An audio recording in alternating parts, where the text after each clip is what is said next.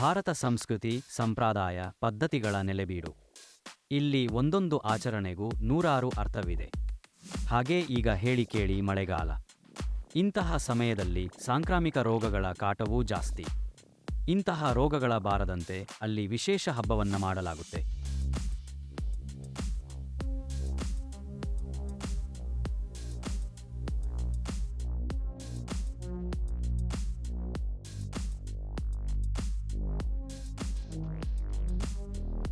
ಪ್ರತಿ ವರ್ಷದ ಪದ್ಧತಿಯಂತೆ ಆಷಾಢ ಮಾಸದಲ್ಲಿ ಕೊನೆಯ ವಾರದಲ್ಲಿ ಶುಕ್ರವಾರ ಅಜ್ಜಿ ಹಬ್ಬವನ್ನು ಆಚರಿಸ್ತೇವೆ. ಅದೇ ದೇವಸ್ಥಾನ ಕಮಿಟಿಯವರು ಹಾಗೂ ಗ್ರಾಮಸ್ಥರೆಲ್ಲ ಸೇರಿ ಅಜ್ಜಿ ಹಬ್ಬವನ್ನು ಆಚರಣೆ ಮಾಡ್ತಾಯಿದ್ದೀವಿ. ಯಾವಾಗಲಿಂದನೂ ಪದ್ಧತಿ ನಡ್ಕೊತ ಬಂದಿದೆ, ಈಗೂ ಅದನ್ನು ಮುಂದುವರಿಸ್ತಾ ಇದ್ದೀವಿ. ಈ ಹಬ್ಬ ಮಾಡೋದು ಉದ್ದೇಶ ಏನು ಅಂತಂದರೆ ಯಾವುದೇ ರೀತಿ ಕಾಲರ ದಡಾರ ಅಮ್ಮ ಇವು ಬರಬಾರ್ದು, ಎಲ್ಲರೂ ಆರೋಗ್ಯವಾಗಿರಲಿ, ಜನಗಳಿಗೆ ಒಳ್ಳೆಯದಾಗಲಿ ಅಂಥೇಳಿ ಆಷಾಢ ಮಾಸದಲ್ಲಿ ಕೊನೆಯ ವಾರದ ಶುಕ್ರವಾರದ ದಿನ ಅಮ್ಮಗೆ ಎಲ್ಲ ಬೇಡ್ಕೊಂಡು ಹೋಳಿಗೆ ಎಡೆ ಬುತ್ತಿ ಮೊಸರನ್ನು ನೀಡ್ತಾ ಬಂದಿದ್ದೀವಿ.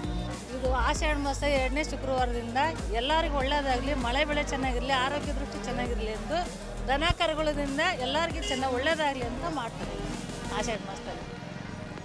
ಓಕೆನಾ?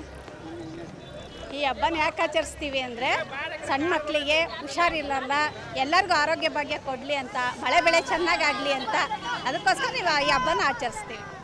ನಾವು ಹೋಳಿಗೆ, ಕಡಲೆಕಾಳು ಮುಳುಗಾಯಿ ಪಲ್ಯ, ಅನ್ನ ಸಾಂಬಾರು ಎಲ್ಲ ಮಾಡಿದ್ದೀವಿ, ಎಲ್ಲ ಮಾಡ್ತೀವಿ ಅಡುಗೆನ. ಭಾರತದ ಪುರಾತನ ಸನಾತನ ಧರ್ಮದ ಪ್ರಕಾರ ನೋಡ್ಬೇಕಂತಂದರೆ ಈ ಮಾಸಗಳ ಪ್ರಕೃತಿವಾಗಿ ಬದಲಾವಣೆ ಆಗ್ತಾ ಇರಬೇಕಾದ್ರೆ ಪ್ರಕೃತಿ ವಿಕೋಪಗೆ ಆಗ್ದೇ ಪ್ರಕೃತಿಯಲ್ಲಿ ಸಮತೋಲನ ಕಾಯ್ಬೇಕಂತಂದು ನಾವು ಆ ಧರ್ಮದ ಮೊರೆ ಹೋಗ್ತೀವಿ. ಧರ್ಮ ಅಂದರೆ ಅಲ್ಲಿ ದೇವತೆ, ಗ್ರಾಮ ದೇವತೆ ಮೊರೆ ಹೋಗ್ತೀವಿ. ಅದೇ ರೀತಿ ಈ ಇದರಲ್ಲಿ ಯಾವುದು ಸಾಂಕ್ರಾಮಿಕ ರೋಗ ಹರಡದ ಹಾಗೇ ಎಲ್ಲರಲ್ಲೂ ಸುಖ ಶಾಂತಿ ಸಮೃದ್ಧಿ ಆಗಿ ಎಲ್ರಿಗೂ ಒಳ್ಳೆಯಲ್ಲಿ ನೆಮ್ಮದಿ ಸಿಗಲಿ ಅಂತ ನಾವು ಈ ಅಜ್ಜಿ ಹಬ್ಬ ಅಂತ ಅಂದರೆ ಹೋಳಿಗೆ ಹಬ್ಬ ಅಂತ ನಾವು ಆಚರಣೆ ಮಾಡ್ತೀವಿ.